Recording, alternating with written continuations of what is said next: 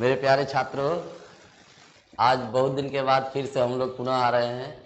बीच में जो class disturbance हुई, आप सभी को हुई असुविधा के लिए खेद है। और देखिए, आज जो हम लोग लेकर चल रहे हैं इंडियन पॉलिटी, क्योंकि ज्योग्राफी के साथ साथ पॉलिटी भी लेकर चलना जरूरी है, क्योंकि सब जो हम लोग का सिलेबस है वो बहुत अधिक सिलेबस है। तो इसलिए सब में जो मेन इंपॉर्टेंट टॉपिक्स है उसको पहले पकड़ ले रहे हैं। इधर ज्योग्राफी भी चलते रहेगा और इधर पॉलिटी भी चलते रहेगा। तो आज जो हम लेकर चलने जा रहे हैं वो है इंडियन पॉलिटी। और देखिए, इंडियन पॉलिटी में एग्जाम के पॉइंट ऑफ व्यू से सबसे पहले मैंने लिया है भारतीय संविधान के स्रोत। ऐसे तो लेना चाहिए संवैधानिक इतिहास, लेकिन मैंने लिया है भारतीय संविधान के स्रोत। इसलिए लिया क्योंकि यहां से अधिकतम क्वेश्चंस आते हैं, और ये जो है छोटा सा ही है मगर अधिक से अधिक क्वेश्चंस यहां से एराइज होते हैं। इसलिए हमने फर्स्ट ऑफ ऑल ले लिया है भारतीय संविधान के स्रोत। उसके बाद हम लोग पढ़ेंगे संवैधानिक इतिहास, अनुसूची, अनुच्छेद। बात समझ में आया? इसी तरह से लगातार लेक्चर्स आपको मिलते रहेंगे। और आज जो मैं लेकर चल रहा हूं वो संविधान के स्रोत। देखिए, संविधान के इतिहास में अगर चला जाए, संविधान के अगर इतिहास में अगर चला जाए तो फर्स्ट ऑफ ऑल आप जानिए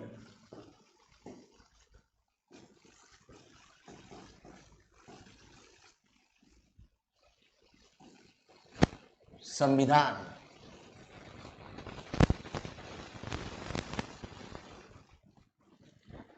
देखिए, संविधान में हम लोग लेकर चले तो संविधान की शुरुआत भारत में 31 दिसंबर 1600 में ईस्ट इंडिया कंपनी एक आई। और ये ईस्ट इंडिया कंपनी जो आई थी, ये ईस्ट इंडिया कंपनी को रेगुलेट करने के लिए एक नियम कानून की आवश्यकता पड़ी। और इस नियम कानून को बनाने के लिए एक जो है एक्ट लाया गया। उस एक्ट को आप लोग नाम जानते होंगे कि 1773 रेगुलेटिंग एक्ट।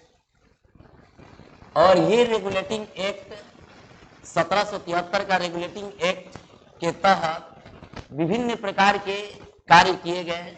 जैसे इसी के तहत आपको 1774 में supreme court, Kolkata supreme court इसी एक्ट के तहत बनाई गई थी। Kolkata supreme court 1774, Kolkata supreme court.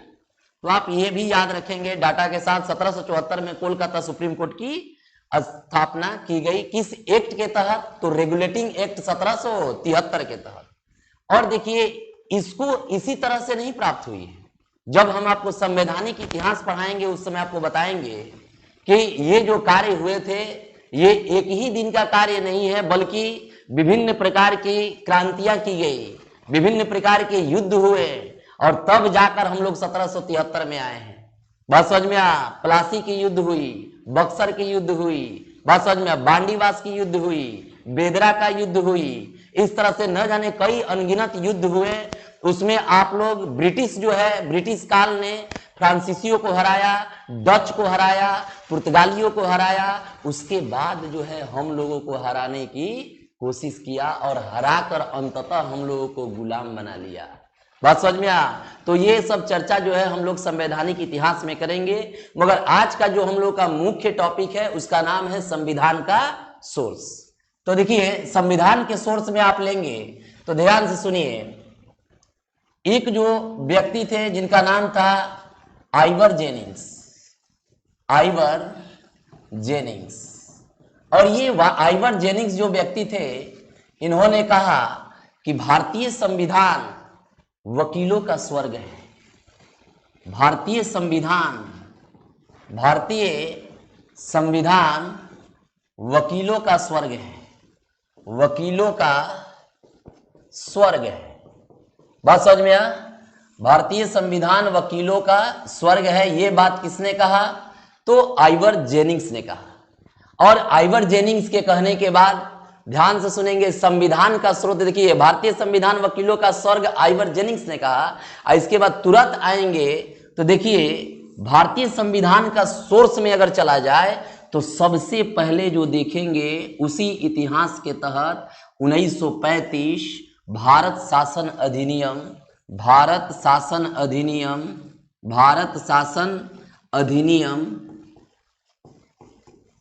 Bharat शासन अधिनियम। तो देखिए 1935 का भारत शासन अधिनियम में लगभग 80% अनुच्छेद, लगभग 80% अनुच्छेद यहीं से हूबहू या इसे मॉडिफाइड करके भारतीय संविधान में संलग्न कर दी गई। तो अर्थात 80% अनुच्छेद जो है हूबहू या मॉडलिंग करके कहां से लिया गया है? 1935 के भारत शासन अधिनियम से लिया गया है। और ये भारत शासन अधिनियम में 80% लिए जाने के कारण इसे ब्लूप्रिंट ऑफ द कॉन्स्टिट्यूशन कहते हैं। ब्लूप्रिंट ऑफ द कॉन्स्टिट्यूशन कहते हैं, ब्लूप्रिंट ऑफ द कॉन्स्टिट्यूशन। बात समझ में आ रहा होगा? ब्लूप्रिंट ऑफ द कॉन्स्टिट्यूशन कहा जाता है, यानी भारतीय संविधान की जेरक्स, भारतीय संविधान की जेरक्स कहां से ली गई है? 1935 के भारत शासन अधिनियम से ली गई है। बात समझ में आ गई होगी? यानी अधिकतर सोर्सेस जो है कहां से हैं? तो 1935 के भारत शासन अधिनियम से है। अब देखिए अगले जो मैं टॉपिक बताने जा रहा हूं उसमें ध्यान दीजिए। सबसे पहले आप समझेंगे, इसमें समझिए, सबसे पहले आप लीजिए ब्रिटेन, और इस ब्रिटेन में समझिए, इस ब्रिटेन से हम लोग संसदीय प्रणाली लिए, संसदीय प्रणाली लिए, अर्थात पार्लियामेंट्री सिस्टम जो है हम लोग ब्रिटेन से लिए हैं। और ये संसदीय प्रणाली आप याद रखेंगे कि भारत में जो संसदीय प्रणाली ली गई है ये द्विसदनात्मक व्यवस्था है, द्विसदनात्मक व्यवस्था है, द्विसदनात्मक व्यवस्था है। बात समझ में आ? यानी कि संसदीय प्रणाली ली गई है, और ये कैसी है? तो ये द्विसदनात्मक प्रणाली है, द्विसदनात्मक व्यवस्था है, जो कहां से ली गई है? ब्रिटेन से ली गई है। बात समझ में आ गई होगी? आगे देखिए कंडीशन, तो इसी ब्रिटेन से हम लोग एकल नागरिकता का प्रावधान लिए हैं। एकल नागरिकता, एकल नागरिकता, एकल नागरिकता का प्रावधान हम लोग कहां से लिए हैं? तो एकल नागरिकता का प्रावधान हम लोग ब्रिटेन से लिए हैं। बात समझ में आ गया होगा? इसी में देखिए हम लोग जो है विधायी प्रशासन, विधायी शासन, विधायी शासन, विधायी प्रक्रिया, विधायी शासन, विधायी शासन, विधायी शासन भी हम लोग कहां से लिए हैं? तो विधायी शासन भी हम लोग ब्रिटेन से लिए हैं। यानी कि संसदीय प्रणाली लिए हैं, इसमें हम लोग द्विसदनात्मक व्यवस्था लिए हैं, इसमें हम लोग एकल नागरिकता लिए हैं, इसमें हम लोग विधायी शक्ति लिए हैं। विधायी शक्ति का अर्थ होता है कानून बनाना, कानून निर्माण, कानून निर्माण। बात समझ में आ रहा होगा? और जानते होंगे कि ये जो कानून निर्माण प्रक्रिया है, ये जो कानून निर्माण प्रक्रिया है, इसमें आप याद रखेंगे कि संसद के 3 अंग हैं। संसद के कितने अंग हैं? 3 अंग हैं। एक होगा लोकसभा, एक होगा राज्यसभा, और एक होगा आप जानते ही होंगे राष्ट्रपति। बात समझ में आ गया होगा? अर्थात संसद के कितने अंग? तो संसद के 3 अंग। पहला कौन? लोकसभा, दूसरा कौन? राज्यसभा, और तीसरा कौन? राष्ट्रपति। अर्थात विधायी प्रक्रिया के अंतर्गत कोई भी विधेयक लाया जाता है तो इस विधेयक को लोकसभा, राज्यसभा में पारित होने के उपरांत राष्ट्रपति के पास भेजा जाता है, और राष्ट्रपति के हस्ताक्षर के उपरांत कोई भी विधेयक अधिनियम बन जाते हैं। कोई भी विधेयक अधिनियम बन जाते हैं। बात समझ में आ रहा होगा। तो आपको याद रखेंगे कि कानून निर्माण प्रक्रिया से गुजरने के लिए लोकसभा, राज्यसभा तथा राष्ट्रपति से गुजरने के बाद कोई भी विधेयक अस्थाई कानून बन जाते हैं। बात समझ में आ रहा होगा। ये सभी प्रक्रिया हम लोग कहां से लिए हैं? तो ये सभी प्रक्रिया हम लोग ब्रिटेन से लिए हैं। कोई दिक्कत? तो आपको इस तरह से याद रखना होगा, जब भी हम कहें ब्रिटेन तो आप कहेंगे कि ब्रिटेन के तहत पहला जो है संसदीय प्रणाली है, उसके बाद द्विसदनात्मक व्यवस्था है, उसके बाद एकल नागरिकता है, उसके बाद विधायी शासन या विधायी प्रक्रिया या कानून निर्माण की प्रक्रिया है। और ये कानून निर्माण जो है संसद के कितने अंग? 3 अंग। पहला कौन? लोकसभा। दूसरा कौन? राज्यसभा। तीसरा कौन? राष्ट्रपति। ये तीनों प्रक्रिया से गुजरने के बाद कोई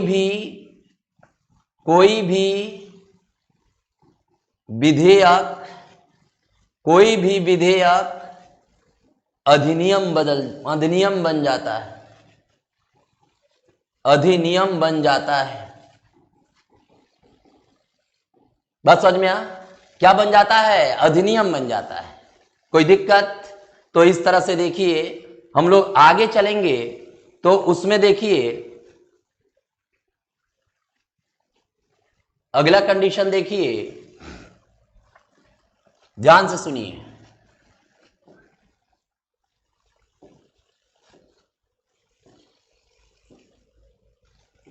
देखिए पहला जो कंडीशन होगा यहां जो है यूएसए है, और यूएसए से भी हम लोग न्यायिक पद जो है अधिकतम यहीं से लिए गए हैं। और इस कंडीशन में आप एक एक करके जानिए। यूएसए से हम लोग लिए हैं प्रस्तावना। यूएसए से हम लोग क्या लिए हैं? प्रस्तावना। और यूएसए से आप लोग याद रखेंगे कि यूएसए से हम लोग मौलिक अधिकार लिए हैं। यूएसए से हम लोग क्या लिए हैं? मौलिक अधिकार लिए हैं। यूएसए से आप याद रखेंगे प्रस्तावना तो है ही, मौलिक अधिकार तो है ही, आप कहेंगे उपराष्ट्रपति। उपराष्ट्रपति का पद भी लिया गया है। आप कहेंगे मुख्य न्यायाधीश। मुख्य न्यायाधीश। मुख्य न्यायाधीश अर्थात यहीं से supreme court. Supreme court. Supreme court भी लिया गया है इसी जगह से, अर्थात यहीं से लिया गया है सुप्रीम कोर्ट। यानी कि सुप्रीम कोर्ट उच्चतम न्यायालय। उच्चतम न्यायालय। उच्चतम न्यायालय भी कहां से लिया गया है? तो यूएसए से लिया गया है। यानी कि प्रस्तावना भी कहां से? यूएसए। मौलिक अधिकार कहां से? यूएसए। उपराष्ट्रपति कहां से? यूएसए। मुख्य न्यायाधीश कहां से? यूएसए। और आप कहेंगे कि सुप्रीम कोर्ट भी कहां से? तो सुप्रीम कोर्ट भी यूएसए से लिया गया है। बात समझ में आ गया होगा। अगला देखिए, इसी जगह से आप कहेंगे कि ये जो यूएसए दिख रहा है इसी स्थान से लिया गया है जिसका नाम न्यायिक पुनराविलोकन। न्यायिक पुनराविलोकन। न्यायिक पुनराविलोकन भी कहां से लिया गया है? तो ये भी लिया गया है कहां से? यूएसए से लिया गया है। बात समझ में आ रहा होगा। यानी प्रस्तावना यूएसए, मौलिक अधिकार यूएसए, उपराष्ट्रपति का पद यूएसए, मुख्य न्यायाधीश यूएसए, सुप्रीम कोर्ट यूएसए, और इसी से लिया गया है न्यायिक पुनराविलोकन। न्यायिक पुनराविलोकन। कहां से लिया गया है? तो यूएसए। देखिए इसी जगह से एक वर्ड और लिया गया है जो महाभियोग है, जो महाभियोग है। महाभियोग भी कहां से लिया गया है? तो महाभियोग भी अमेरिका से लिया गया है, यूएसए से लिया गया है। कौन? महाभियोग। बात समझ में आ रहा होगा। और ये महाभियोग महाभियोग राष्ट्रपति पर प्रयोग किया जाता है। अनुच्छेद 61 के तहत ये महाभियोग लगाया जाता है। किस पर? तो राष्ट्रपति पर। जब संवैधानिक दुरुपयोग करेंगे तब उन पे ये जो है महाभियोग लाया जाएगा, और ये अनुच्छेद 61 के तहत लाया जाता है। इसे लाने के लिए 1/4 सदस्यों की आवश्यकता होती है, जबकि इसे पारित करने के लिए 2/3 सदस्यों की आवश्यकता होती है। और पारित होने के उपरांत इन्हें अपने पद से इस्तीफा देना पड़ता है। बात समझ में आ? तो आप याद रखेंगे। और अन्य सभी जो वरिष्ठ पद हैं उन पर महाभियोग जैसा संसदीय कार्यवाही पद्धति का इस्तेमाल किया जाता है। बात समझ में आ रहा होगा। तो आप याद रखेंगे कि महाभियोग भी कहां से है? यूएसए से है। न्यायिक पुनराविलोकन कहां है? यूएसए से है। प्रस्तावना यूएसए, मौलिक अधिकार यूएसए, उपराष्ट्रपति का पद यूएसए, मुख्य न्यायाधीश यूएसए, सुप्रीम कोर्ट यूएसए, न्यायिक पुनराविलोकन यूएसए, और क्या है? महाभियोग। तो महाभियोग भी कहां हो गया? यूएसए से हो गया। कोई दिक्कत? तो आपको बिल्कुल ये याद रखना पड़ेगा। देखिए अगला कंडीशन आप देखेंगे तो यूएसए के बाद जब चलेंगे हम, तो आप समझिए यूएसए के बाद आप ले लीजिए, यूएसए के बाद आप लीजिए आयरलैंड। क्या ले लेंगे? आयरलैंड। तो देखिए आयरलैंड में कुछ पद हैं जो इसमें लिए गए हैं। जैसे आप कहेंगे आयरलैंड में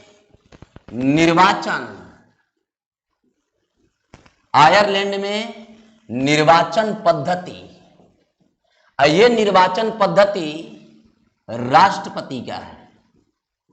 राष्ट्रपति का निर्वाचन पद्धति कहां से लिया गया है?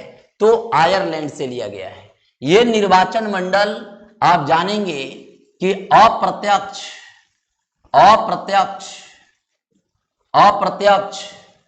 एकल संक्रमणीय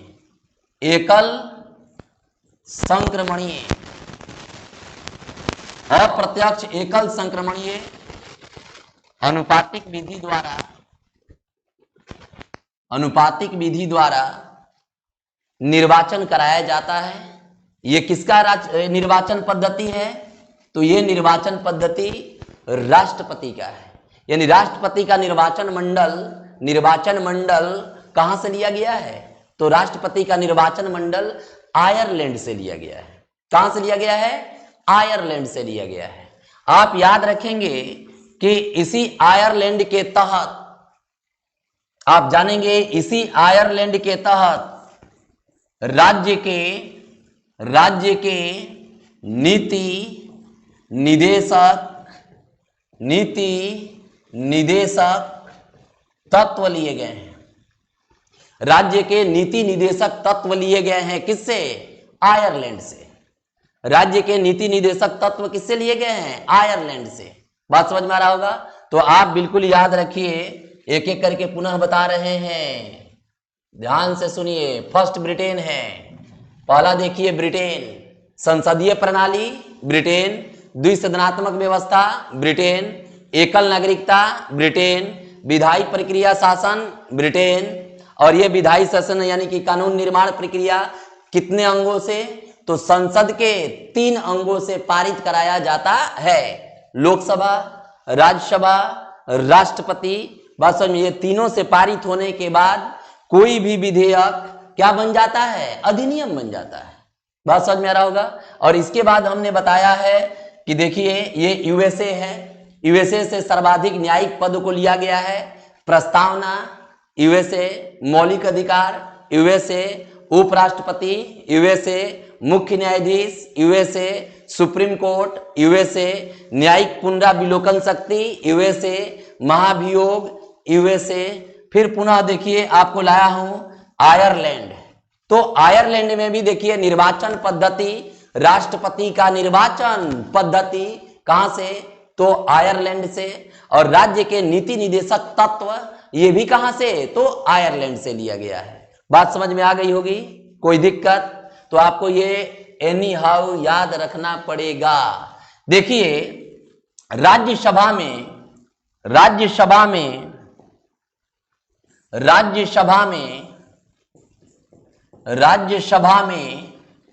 12 सदस्यों का मनोनयन, 12 सदस्यों का मनोनयन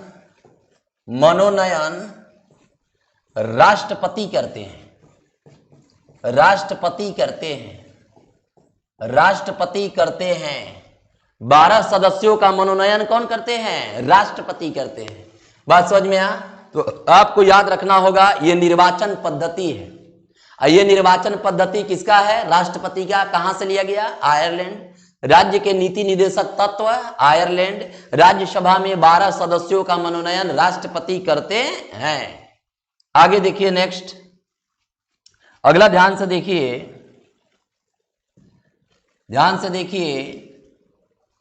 अब जो अगला टर्म आपको लेने जा रहे हैं, ये टर्म आप याद रखिए। ये टर्म ब्रिटेन हो गया, यूएसए हो गया, आयरलैंड हो गया। अब ले लेते हैं साउथ अफ्रीका अर्थात दक्षिण अफ्रीका। बात समझ में आ गया होगा, दक्षिण अफ्रीका। और दक्षिण अफ्रीका में संविधान संशोधन प्रणाली है।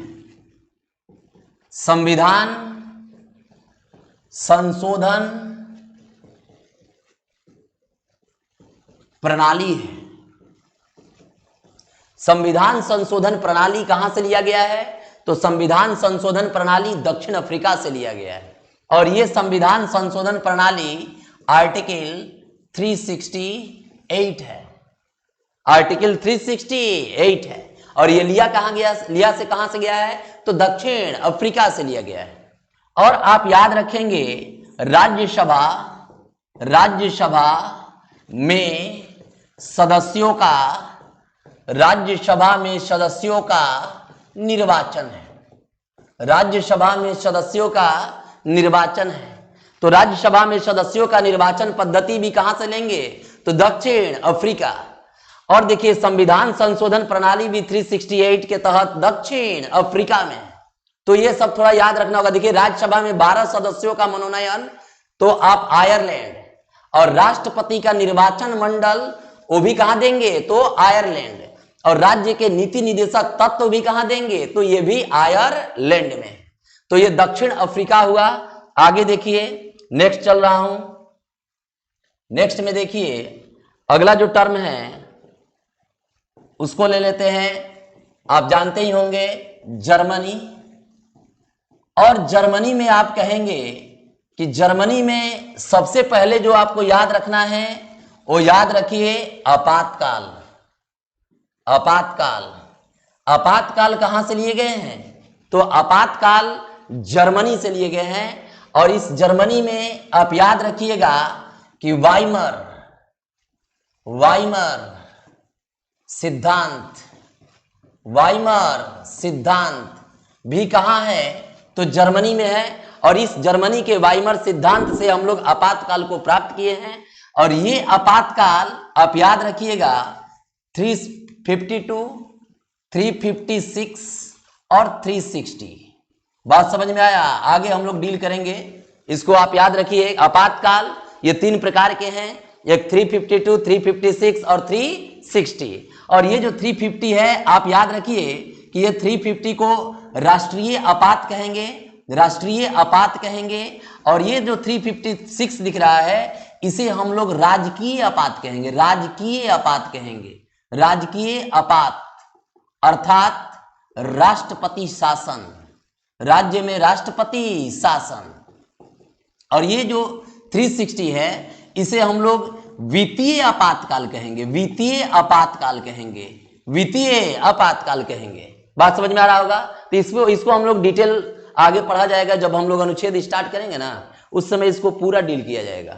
अभी आप याद रखिएगा आपातकाल फ्रॉम जर्मनी, आपातकाल फ्रॉम जर्मनी। और इसी तरह से अगर आपसे पूछ दे, एक बार रिवर्स लेते हैं, देखिए दक्षिण अफ्रीका संविधान संशोधन प्रणाली, राज्यसभा में सदस्यों का निर्वाचन दक्षिण अफ्रीका, राज्यसभा में 12 सदस्यों का मनोनयन तो आप कहेंगे आयरलैंड, कहेंगे राज्यसभा के नीति निदेशक तत्व आप कहेंगे आयरलैंड, निर्वाचन पद्धति आप कहेंगे आयरलैंड। उसी तरह सुप्रीम कोर्ट तो आप कहेंगे अमेरिका, सुप्रीम कोर्ट अमेरिका, प्रस्तावना अमेरिका, मौलिक अधिकार अमेरिका, उपराष्ट्रपति अमेरिका, मुख्य न्यायाधीश अमेरिका, न्यायिक पुनराविलोकन अमेरिका, महाभियोग अमेरिका। बस समझ में आ रहा होगा? तो इस तरह से आपको रिवाइज में एकदम लेते रहना है और धीरे धीरे धीरे धीरे हम लोग ऑटोमेटिक ये जो सब टॉपिक है आपके दिमाग पे होठों पे आ जाएगा। देखिए कैसे आगे, देखिए हमने जर्मनी बताया और जर्मनी के साथ साथ आपको एक और लेकर चलते हैं नेक्स्ट, जिसका नाम आप सुने होंगे यूएसएसआर, यूनाइटेड, आप जानते हैं यूनियन सोवियत संघ रूस। और ये जो यूनियन सोवियत संघ रूस है, आप थोड़ा सा सुनिए, ये जो यूएसएसआर है, यूएसएसआर का विघटन 1991 में, 1991 में 15 देशों में हो गया, 15 देशों में हो गया था, 15 देशों में हो गया। बात समझ में आ रहा होगा? 15 देशों में हो गया। कौन? यूएसएसआर का विघटन। और ये यूएसएसआर का ही, और आप लोग याद रखेंगे कि इसे हम लोग रूस जो है सबसे बड़े हैं। यूएसएसआर का विघटन में सबसे बड़े जो देश उभरे उसका नाम क्या था? रूस है। बात समझ में? और रूस अभी जानते ही है, यूक्रेन भी जो है इसी यूएसएसआर का ही विभाग है। और आज के डेट में वर्तमान में रूस और यूक्रेन आपस में भिड़ गए हैं। समझ में आ रहा होगा? तो ये रूस है, यूएसएसआर। तो आपसे क्वेश्चन आ सकता है कि यूएसएसआर या रूस से क्या लिया गया है। तो यूएसएसआर रूस से आप याद रखिए कि यूएसएसआर रूस से समाजवाद,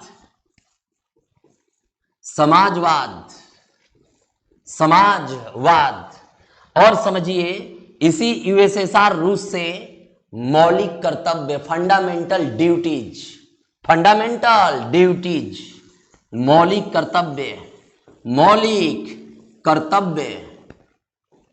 मौलिक कर्तव्य कहां से लिया गया है? तो मौलिक कर्तव्य आप कहेंगे, मौलिक कर्तव्य फंडामेंटल ड्यूटीज। बात समझ में आ? फंडामेंटल ड्यूटीज कहां से लिया गया है? तो फंडामेंटल ड्यूटीज यूएसएसआर से लिया गया है। देखिए मौलिक कर्तव्य में थोड़ा सा सुन लीजिए, मौलिक कर्तव्य ये मूल संविधान में नहीं था। मौलिक कर्तव्य जो है सरदार स्वर्ण सिंह समिति के सिफारिश पर इसे 42वां संविधान संशोधन 1976 में इसे लाया गया। और समझिए इसमें और थोड़ा सा टॉपिक देख लीजिए। 42वां संविधान संशोधन 1976 में, 42वां संविधान संशोधन 1976 में इसे लाया गया। लाते इस वक्त ये जो है 10 था, किंतु वर्तमान में एक बढ़ाकर अभी वर्तमान में कितने मौलिक कर्तव्य हैं? तो 11 मौलिक कर्तव्य हैं। बात समझ में आ?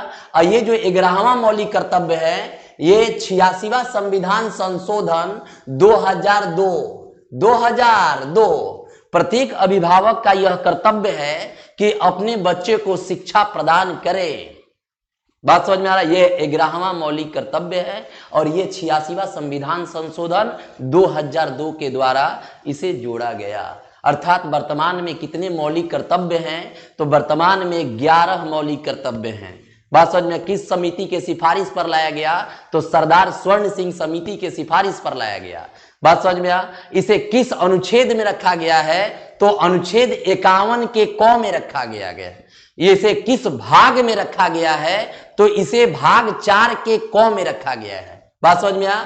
यानी भाग अगर पूछ दे तो आप कहेंगे भाग 4 के क में है। और अनुच्छेद अगर पूछ दे आपसे कि अनुच्छेद बताइए, तो आप कहेंगे अनुच्छेद 51 का क या ए। बात समझ में आ रहा होगा? कोई दिक्कत? तो ये थोड़ा सा याद रखेंगे। समाजवाद जो है कहां से लिया गया था? समाजवाद यूएसएसआर से लिया गया था। फिर आपसे क्वेश्चन आया मौलिक कर्तव्य कहां से लिया गया? तो मौलिक कर्तव्य यूएसएसआर रूस से लिया गया था। तो आगे बढ़ते हैं, देखिए नेक्स्ट। देखिए यूएसएसआर अर्थात रूस के बाद आप थोड़ा सा और ध्यान दें कि यहां पे एक और देश है जिसका नाम आप सुनिए। यूएसएसआर के बाद आप दे दीजिए फ्रांस को। अब देखिए फ्रांस में क्या है।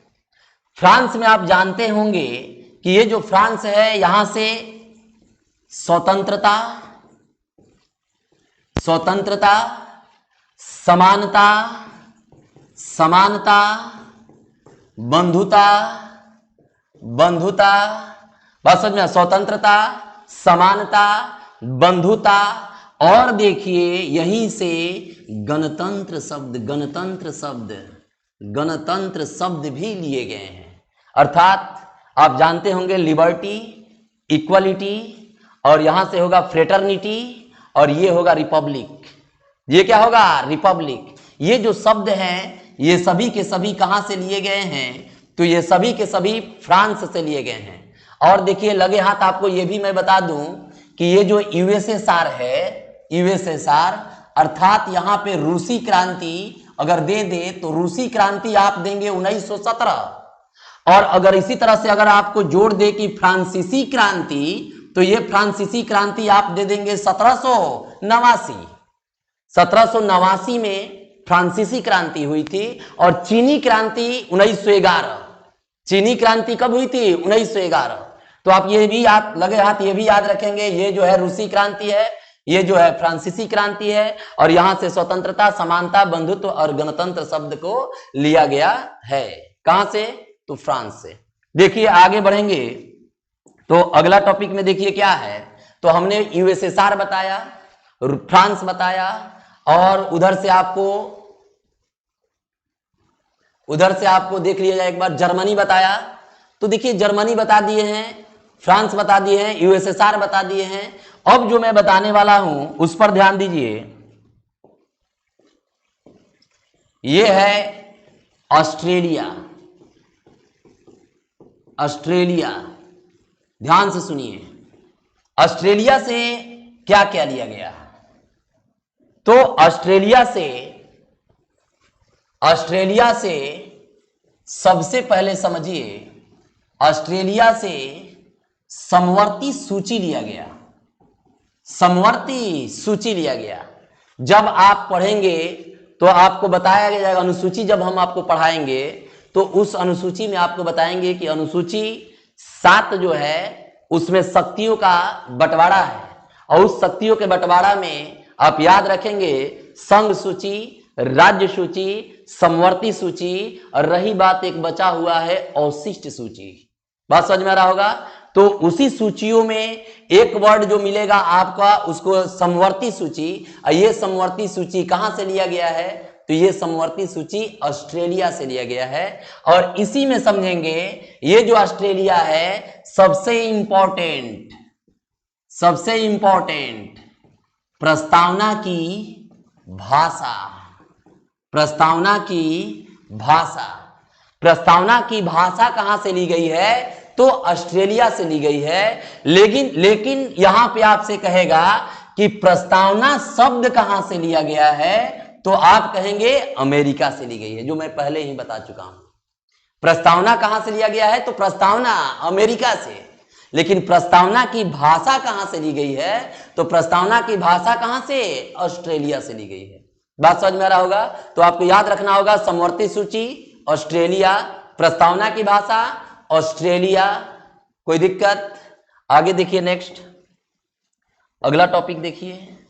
इसके बाद चलेंगे तो आपको मैंने दक्षिण अफ्रीका बताया है, संवैधानिक संशोधन प्रणाली, उसमें हमने चर्चा कर दिया है। ऑस्ट्रेलिया भी कर दिया है। शायद मैंने जापान नहीं किया है। जापान, देखिए जापान नहीं किया है। और ये जापान आप याद रखेंगे विधि द्वारा स्थापित प्रक्रिया। विधि द्वारा स्थापित प्रक्रिया, विधि द्वारा स्थापित प्रक्रिया कहां से ली गई है? तो जापान से ली गई है। और इस जापान में भी आप याद रखिए संवैधानिक शब्दावली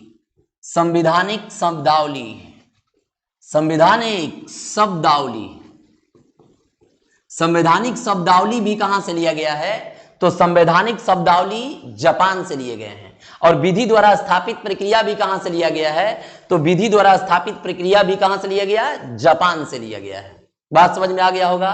तो एक बार फिर से हम लोग रिवर्स में देख लिया जाए कि क्या क्या हम लोग पढ़ लिए, तब उसके बाद आगे बढ़ा जाएगा।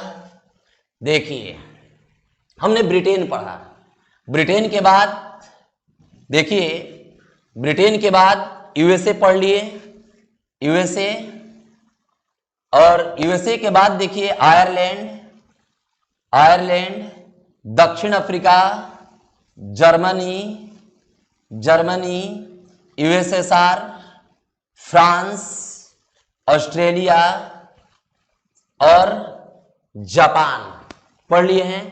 कनाडा छूटा हुआ है। अब देखिए कनाडा में आया जाए तो कनाडा में देखिए कनाडा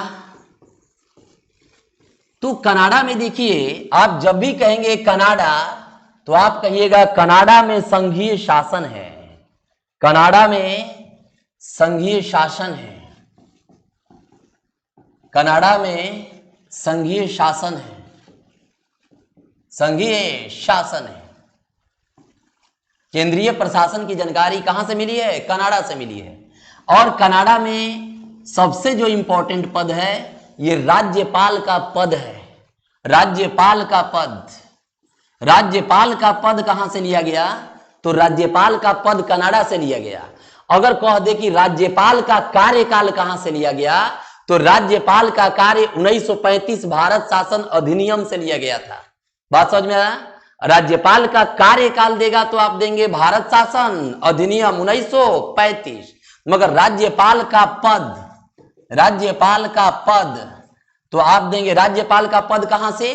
तो कनाडा से लिया गया है। संघीय शासन व्यवस्था कहां से? तो कनाडा से लिया गया है। बात समझ में आ गया होगा? अब देखिए अगला कंडीशन जो मैं बताने जा रहा हूं लास्ट, जिसको आप देखिए, इसको आप कहते हैं स्विट्जरलैंड। नाम सुने होंगे, और स्वीडन का भी नाम सुने होंगे। तो देखिए लगे हाथ बता दे आपको, स्विट्जरलैंड जो है ये स्विट्जरलैंड में बहुल कार्यपालिका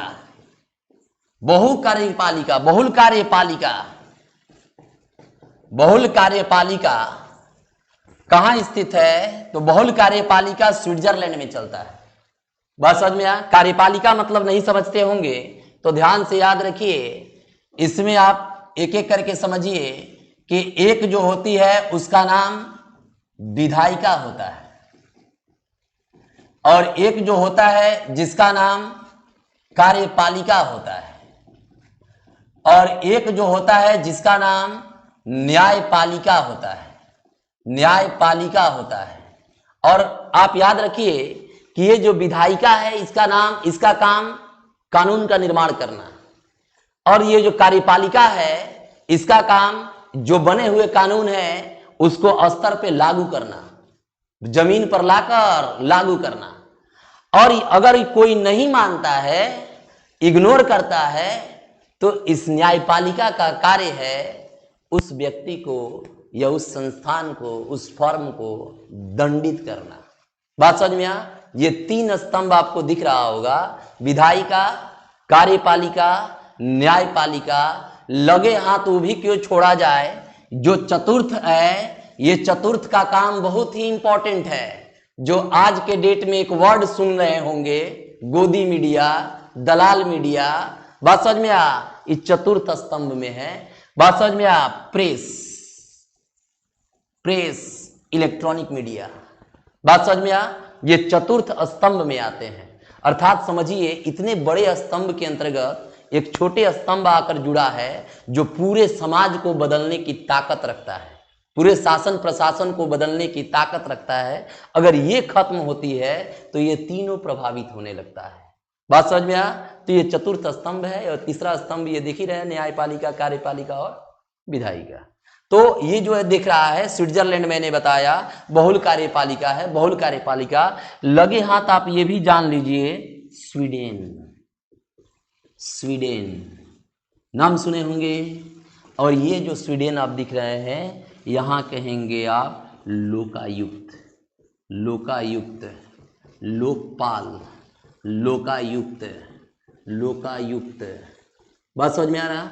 इसको आप लोकपाल या लोकायुक्त कहते हैं, इंग्लिश में ओम्बड्समैन कहते हैं। इंग्लिश में इसको ओम्बड्समैन कहा जाता है। ये बहुत इंपॉर्टेंट, ओम्बड्समैन, ओम्बड्समैन ये लोकपाल है। ओम्बड्समैन जो है, आप बैंक में भी बड़े बड़े बैंक के अधिकारी जो होते हैं, जो कस्टमर का शिकायत सुनते हैं, उनको भी ओम्बड्समैन कहा जाता है। अर्थात ये जो है लोकपाल या लोकायुक्त जो पद है, ये कहाँ से लिया गया है? तो ये स्वीडन से लिया गया है। आप इसी तरह से देखिए,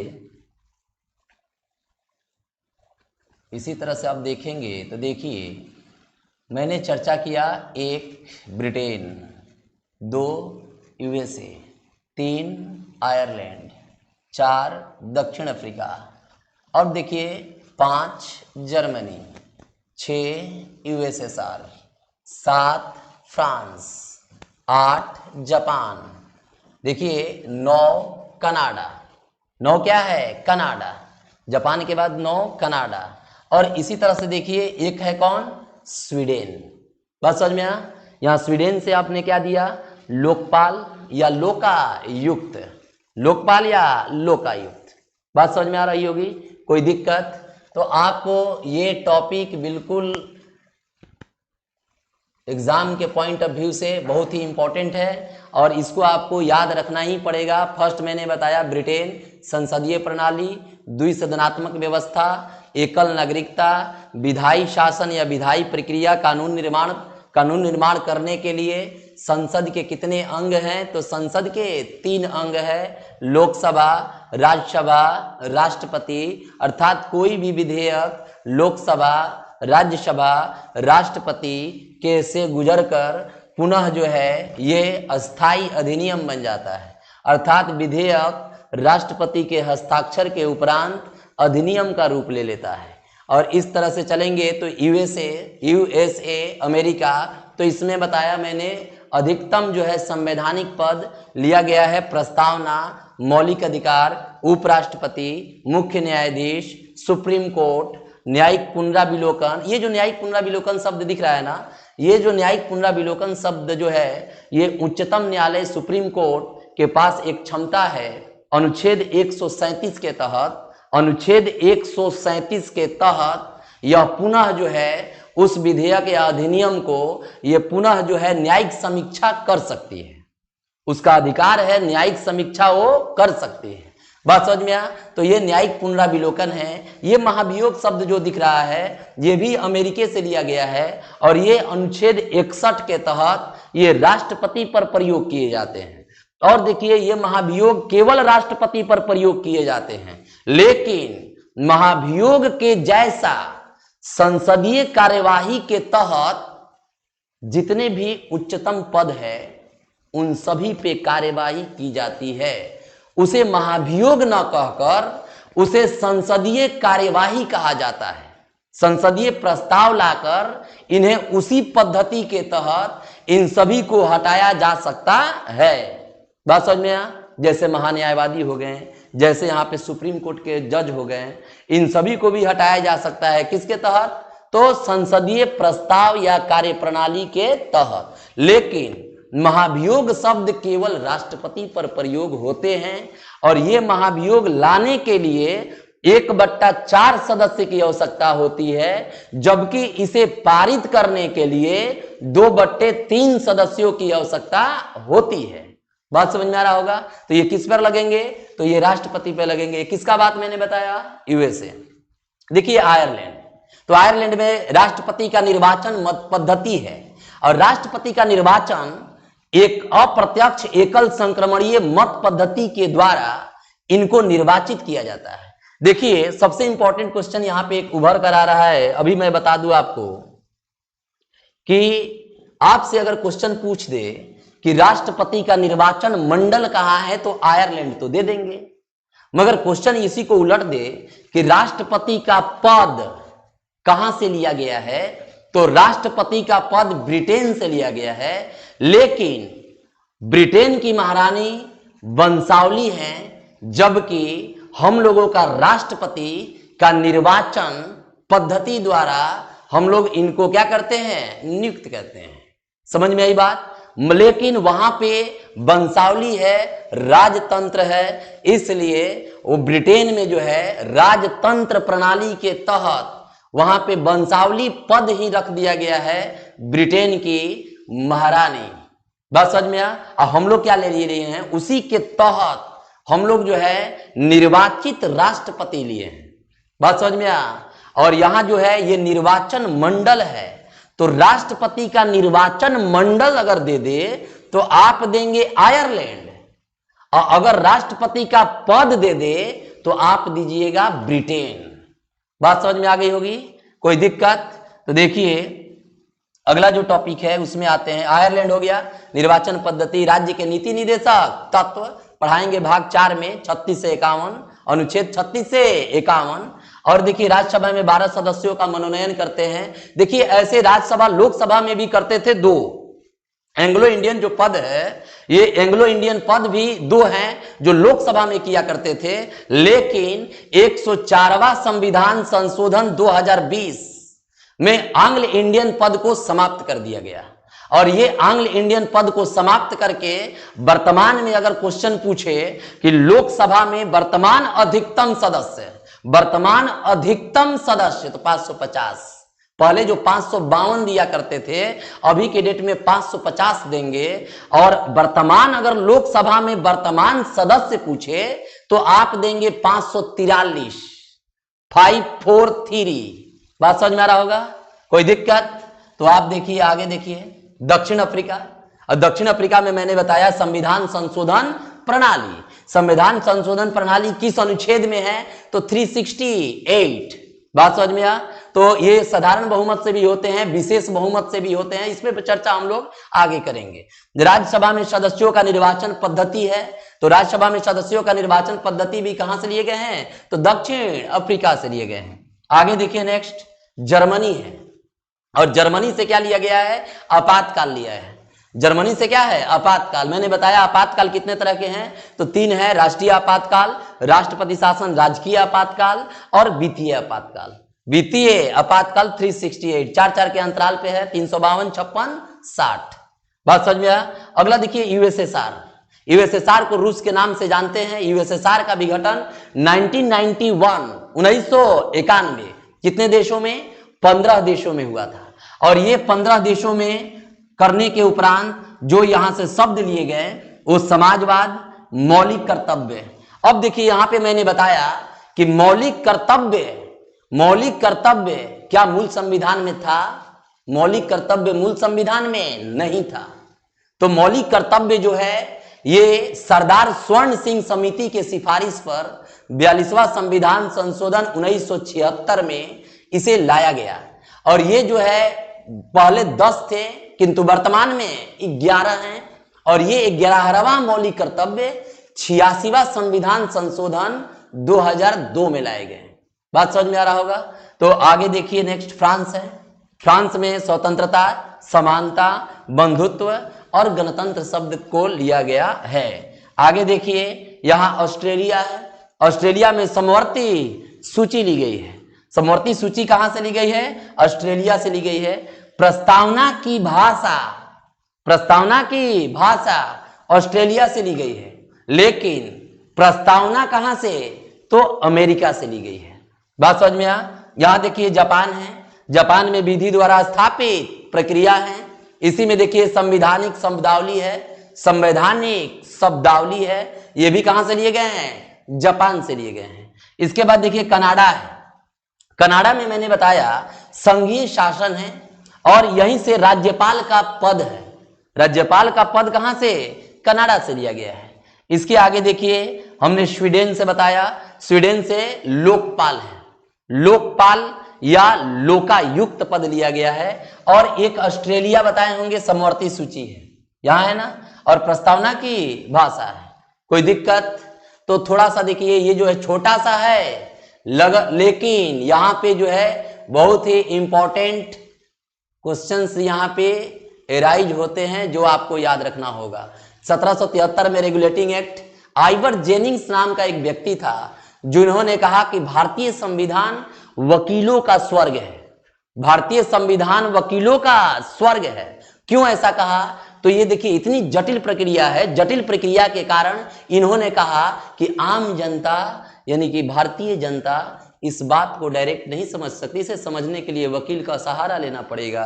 इसलिए इन्होंने कहा कि ये वकीलों का स्वर्ग है। समझ में आई बात? अधिकतम जो अनुच्छेद हैं ये 1935 के भारत शासन अधिनियम से लिए गए थे, जिसके कारण इन्हें ब्लूप्रिंट ऑफ द कॉन्स्टिट्यूशन कहा जाता है, ब्लूप्रिंट ऑफ द कॉन्स्टिट्यूशन कहा जाता है। देखिए यहां पे एक और आपको मैं बता दूं कि आप याद रखिएगा, आप याद रखिएगा,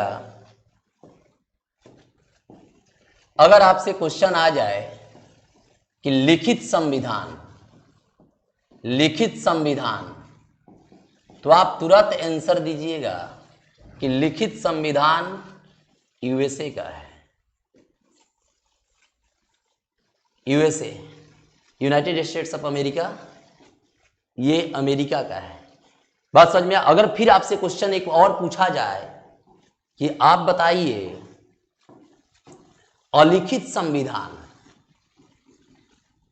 अलिखित संविधान, तो आप कहेंगे कि अलिखित संविधान यूके अर्थात ब्रिटेन। बात समझ में आ? फिर आपसे क्वेश्चन पूछेगा कि सबसे बड़ा लिखित संविधान, सबसे बड़ा लिखित संविधान, सबसे बड़ा लिखित संविधान, तो आप कहेंगे सबसे बड़ा लिखित संविधान अपना ही है भारत। सबसे बड़ा लिखित संविधान भारत का है। बात समझ में आ? और ये जो है सबसे बड़ा लिखित भी है और यह अंशतः कठोर तथा अंशतः लचीला है, अंशतः कठोर तथा अंशतः लचीला है। बात समझ में आ रहा होगा? तो कोई दिक्कत? तो आज जो टॉपिक मैंने पढ़ाया है इसे पुनः बार बार आप इस लेक्चर को देखिए और देखने के उपरांत इसे नोट डाउन जरूर करें, नोट डाउन करते चलें, धीरे धीरे आपको ये जो है समझ में आते चला जाएगा। इसे पुनः जो है 4 बार 5 बार आप पुनः जो है इसे रिवाइज करते रहेंगे और रिवाइज करते हुए इसको लिखते हुए चलना है, रिवाइज करते चलना है। और अगर ग्रुप डिस्कशन करते हैं तो और बेस्ट होगा। समझ में आई बात? अर्थात इसमें आप कन्वर्सेशन अगर किसी से करना प्रारंभ कर दें तो ये जो है बहुत ही आपके पास सुचारू ढंग से सेव हो जाएगा। बात समझ में आ? तो आज के लिए इतना ही। और आपका जो है ये वीडियो जो है लगातार फिर पुनः जो है आपको प्राप्त लेक्चर प्राप्त होने लगेगा। और ये जो छुट्टी के बाद जो है 2-4 दिन लेट हुआ, ये जो है आने के क्रम में हमारे जो है लेट हो गई है, कोई दिक्कत नहीं। फिर जो है पुनः जो है सुचारू ढंग से हम लोग लगातार आपके पास लेक्चर प्रोवाइड करते रहेंगे। थैंक यू, धन्यवाद।